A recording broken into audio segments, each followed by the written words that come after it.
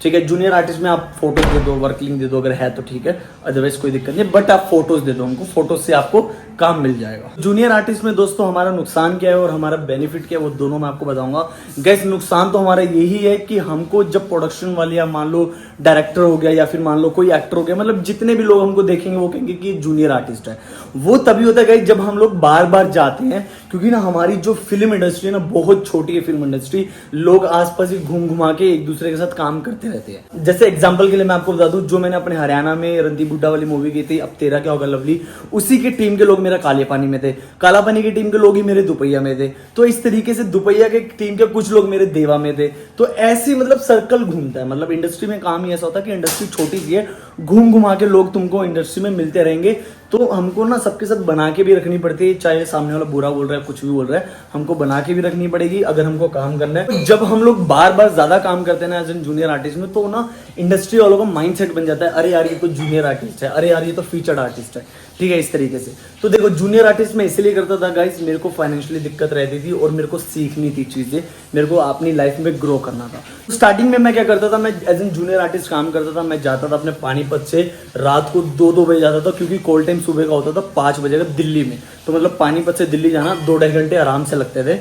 तो मेरे को वहां पे पहुंचना होता था और मैं उनको बोलता था कि मैं दिल्ली का ही हूँ रहने वाला, मैं पानीपत का नहीं बोलता था। अगर मैं पानीपत का बोल देता था तो वो मुझे अप्रोच ही नहीं करते, क्योंकि उनको ऐसा रहता कि अरे आते आते एक्सीडेंट हो गया किसी का, कुछ हो गया, मान लो बस खराब होगी, कुछ भी हो गया, तो ये मेरा बंदा आर्टिस्ट सेट पे नहीं आएगा, मतलब जूनियर आर्टिस्ट लगा लो सेट पे नहीं आएगा। तो वो क्या करते हैं, उसी शहर के ही लोगों को उठाते हैं। इसका ये बुरा पॉइंट ये है, इसका जो अच्छा पॉइंट ये है कि दोस्तों हम लोग जब सेट पे जाते हैं तो हम चीज़ों को ऑब्जर्व करते हैं, मतलब डिपेंड करता है हमारे माइंडसेट के ऊपर कि हम लोग सीखना चाहते हैं कि नहीं। ज़्यादातर आप कहीं पे भी सेट पे चले जाओगे ना, जूनियर आर्टिस्ट ज़्यादातर आपको बातें करते मिलेंगे, मतलब फलाना ढिमकाना की बातें करेंगे। मतलब जब मैं एज एन एडी भी काम कर रहा था ना, तब भी मैं आर्टिस्टों को, मतलब जूनियर आर्टिस्ट को बोल थक जाता था, अरे चुप कर जो भाई, कहाँ से लाते हो इतनी बातें। तो जूनियर आर्टिस्ट बहुत ज़्यादा बातें करते हैं, मतलब मैं लिटरली बता रहा हूँ, अगर मैं एज एन एडी के पॉइंट ऑफ व्यू से बताऊँ तो जूनियर आर्टिस्ट वाला इंसान भी, मतलब जो आर्टिस्ट है ना, वो भी ग्रो कर सकता है अगर वो फोकस करेगा अपने ऊपर, या सेट पे आके वो फोकस करेगा चीज़ों पे, अगर वो ग्रो करना चाहता है तो। अदरवाइज तो सारे ऑलमोस्ट जूनियर आर्टिस्ट इतनी बातें करते हैं, थक जाता हूँ मैं बोलते बोलते उनको। गाइज अभी हम लोग आते हैं मेन पॉइंट पे। अगर आप में से किसी को जूनियर आर्टिस्ट काम करके अपनी लाइफ में ग्रो करना है तो आपको किन बातों का ध्यान रखना होगा, किन चीज़ों का आपको ध्यान रखना होगा, वो मैं आपको दोस्तों बताता हूँ। सबसे बड़ी चीज़ है कि आप लोगों के पास नंबर्स नहीं होंगे जो कि इनकी कास्टिंग करता है। बेसिकली जूनियर आर्टिस्ट की जो कास्टिंग करता है ना गाइज, वो कुछ कास्टिंग वाले भी करते हैं, लेकिन ज़्यादातर जो कास्टिंग करते हैं वो कास्टिंग कोऑर्डिनेटर्स ही करते हैं। गाइज कास्टिंग कोऑर्डिनेटर्स का ना नंबर्स होते हैं, वो फ्रीलांस काम करते हैं, उनके कहीं पे भी ऑफिस नहीं होते। बट जितने भी एक्टर्स हैं उनको टेंशन लेने की जरूरत नहीं है, आप सबको नंबर्स मैं दूंगा, लेकिन उन सबसे बात करके दूंगा पहले। ऐसे अच्छा नहीं लगता ना मैं आपको इधर नंबर दे दूं और वो बोले कि नंबर दे दिया। तो पहले मैं उनको बताऊंगा गाइज कि मेरी फैमिली है यूट्यूब पे 7K की। यस गाइज, कॉन्ग्रेचुलेशन, मेरे 7K की फैमिली हो चुकी है विद इन 4 मंथ्स गाइज, मतलब 4 महीने में मेरे साथ 7,000 लोग जुड़ चुके हैं। मुझे बहुत ज़्यादा अच्छा लग रहा है एंड आपका बहुत बहुत धन्यवाद, आप इतना मुझे प्यार दे रहे हो, thank you so much guys. तो पहले मैं उनसे पूछूंगा, अगर वो बोलेंगे हाँ दे दो तो मैं दे दूंगा। आप सबको नंबर्स दिल्ली के भी दूंगा, मुंबई के भी दूंगा। जो दिल्ली में आर्टिस्ट है वो काम करना चाहते हैं वो करेंगे, जो मुंबई में वो मुंबई के काम करेंगे। तो गाइज जब मैं नंबर्स दूंगा ना, नंबर्स पे आपको क्या करना है, बेसिकली उनको हाई लिख के 2-3 फोटोज भेजनी है, उसके अलावा name, age, height and location कि आप कहाँ पे हो, आपकी करंट लोकेशन क्या है। अगर आप देखो दिल्ली के आसपास हो तो मैं आपको यही एडवाइस करूंगा, आप लोग अगर दिल्ली जा सकते हो तो ही उनको बोलना कि मैं दिल्ली से हूँ, अदरवाइज गाइज अप्लाई मत करना। जब आप दिल्ली में रहो तभी करना, क्योंकि उनके ऊपर भी प्रेशर आ जाता है प्रोडक्शन से कि भैया क्यों नहीं आए अभी तक जूनियर आर्टिस्ट, ठीक है। प्रोफाइल भेजने के बाद अगर उनको लगा कि आपके लुक के लिए उनके पास काम है तो गाइज आपको डेफिनेटली बुलाएंगे। देन आपको क्या करना है, जूनियर आर्टिस्ट सेट पे जाना है गाइज। सेट पे जाके आपको एक स्मार्ट वर्क करना है कि देखो आप लोग अपनी ज़िंदगी में ग्रो करना चाहते हो तो मैं यही एडवाइस करूंगा जो मैं फॉलो करता था। मैं क्या करता था, जब मैं as an junior artist set पे जाता था तो मैं पीछे जाके खड़ा हो जाता था ताकि मैं कैमरे के अंदर ना दिखूँ, ठीक है। इसलिए क्योंकि इन चीज़ों का फ़र्क पड़ता है गाइज। मैं आपको लिटरली बताऊँ, जब भी आप एज एन जूनियर आर्टिस्ट काम करोगे, मतलब ट्राई करो, पूरा ट्राई करो कि पीछे खड़े रहो, फेस मतलब ब्लर व्लर ना दिखे कैमरे के पीछे। एक्टर के पीछे कभी मत खड़े होना दिखने के लिए, क्योंकि वो ब्लर में ही जाएगा, वो गिनती कहीं नहीं कि ऐसे आपका नाम बदनाम हो जाएगा, चीज़ें खराब हो जाएंगी। आप करो, स्टार्टिंग में आप जूनियर आर्टिस्ट करो, कम से कम भी 7, 8, 10 प्रोजेक्ट करो। मैं खुद बोल रहा हूँ मैंने खुद किया गाइस, मैंने खुद ना करते भी 6-7 प्रोजेक्ट किया एज एन जूनियर। जब मैंने प्रोजेक्ट करना शुरू किया फिर मुझे पता चला अच्छा इधर तो मेंटेलिटी है ऐसी, अगर जूनियर करूंगा तो जूनियर के थ्रू ही देखा जाएगा लोगों को, लोग सोचेंगे कि अरे ये तो जूनियर आर्टिस्ट है, ठीक है।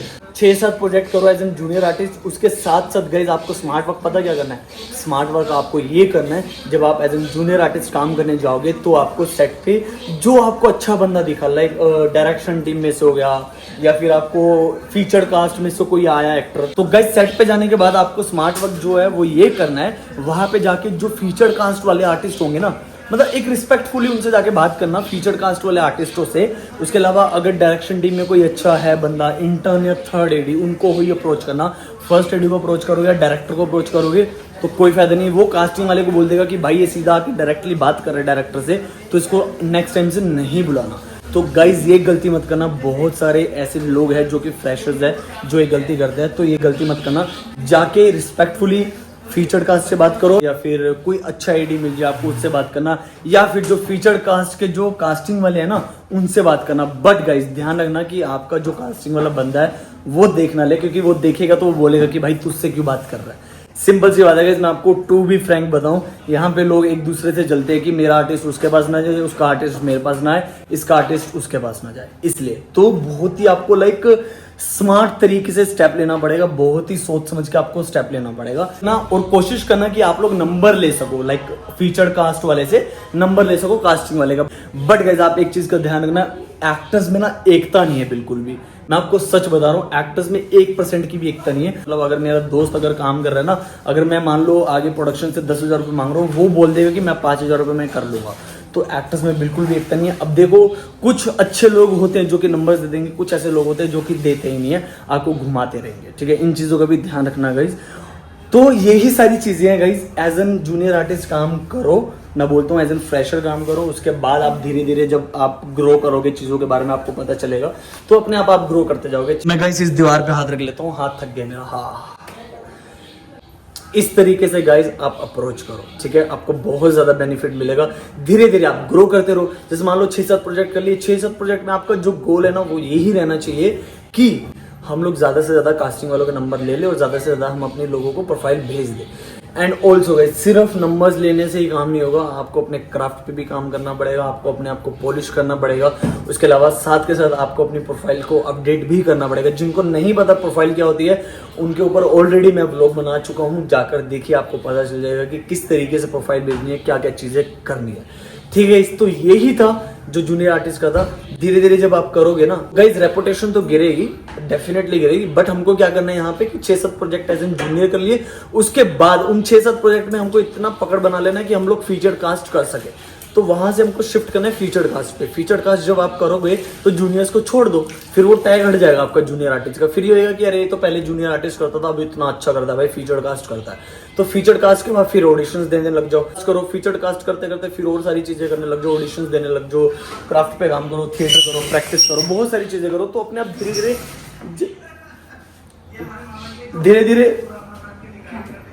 धीरे धीरे जैसे इंप्रूवमेंट होगी आप लाइफ में ग्रो करते जाओगे। मैंने इन चीज़ों को फॉलो किया था गाइस, इसलिए मैं अपनी लाइफ में ग्रो कर पाया। अगर मैं जूनियर में रह के फालतू की बातें करता रहता तो मुझे लगता है कि आज भी मैं वही होता जहाँ पे दूसरे जूनियर आर्टिस्ट है। 6-6 सालों से जूनियर आर्टिस्ट वहीं पर ही है, वो इसी गलती की वजह से जो मैंने ऑब्जर्व किया एज एन एडी में भी। तो ये गलती मत करना गाइस। ओए डॉग्स आगे, डॉग्स बाहर आगे, चलो ऊपर चलो, चलो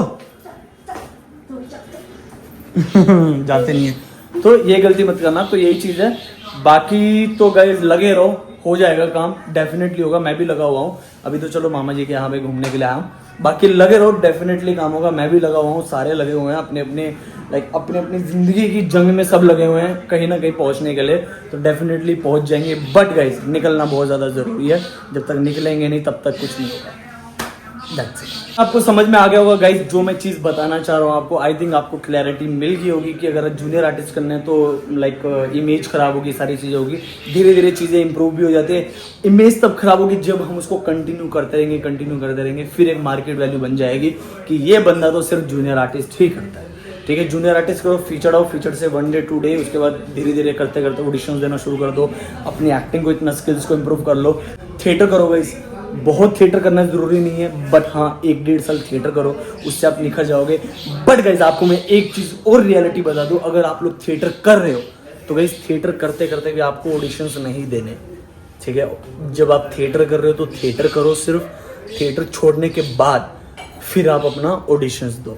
बाकी गाइज आप जितना मर्जी काम कर लो, जितना मर्जी कुछ कर लो, आपको जीरो से ही शुरू करना पड़ेगा। क्राफ्ट ऐसी ही चीज़ है, क्योंकि हर प्रोजेक्ट में हमको अलग अलग स्क्रिप्ट मिलेगी, दैट्स इट। तो आप अगर थिएटर कर रहे हो दिल्ली में, अपने शहर में कहीं कर रहे हो, कहीं पे भी आप कुछ भी कर रहे हो ना एक्टिंग से रिलेटेड, आपको मतलब अगर न्यू प्लेस पे जाओगे तो वहाँ पे आपको जीरो पे आके ही शुरू करना पड़ेगा। बस आपको बेनिफिट ये हो जाएगा कि आपको चीज़ें पता है, आपको सारी नॉलेज है। अगर एग्जांपल के लिए मान लो मैं जलंधर हूँ, अब मैं जलंधर से सीख के मुझे बाहर निकलना ही पड़ेगा, क्योंकि वो इंडस्ट्री है, काम करने की इंडस्ट्री हमारी मुंबई दिल्ली है। बस रुकना मत, उस जगह पे मत रुकना, बाकी डेफिनेटली काम मिल जाएगा, डेफिनेटली मिलेगा। मैं भी लगा हुआ हूँ, मुझे भी एक ना एक दिन तो काम मिलेगा। तो ठीक है दोस्तों, इस ब्लॉग को मैं इधर ही खत्म कर रहा हूँ। And guys please like share and comment करके बताना कि क्या चीज अच्छी थी, क्या चीज बुरी थी, ताकि मैं उन चीजों को इंप्रूव कर पाऊँ। तो ठीक है दोस्तों, मिलते हैं नेक्स्ट ब्लॉग में, तब तक के लिए आप अपना ध्यान रखिए and thank you so much for watching. See you, bye.